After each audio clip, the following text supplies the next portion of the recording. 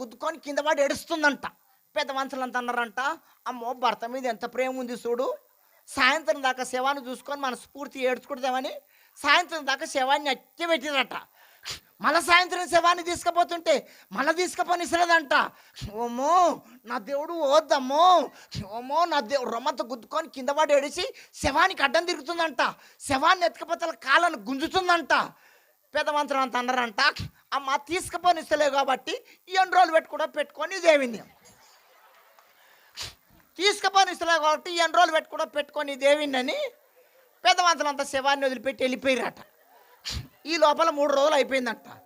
3 రోజులు అయిపోగానే శవం కాడికి వెళ్ళి దూరం పోయి నడుముకున్న కొంగు తీసి కండ్ల నీళ్ళు దూడుచుకొని అంటుందంట, ఓమ్మో ఓమ్మో నా దేవుడు వాసన కొడుతుంది, తీసుకుపోండి తీసుకుపోండి, అమ్మో నా దేవుడు వాసన కొడుతుండే తీసుకుపోండి.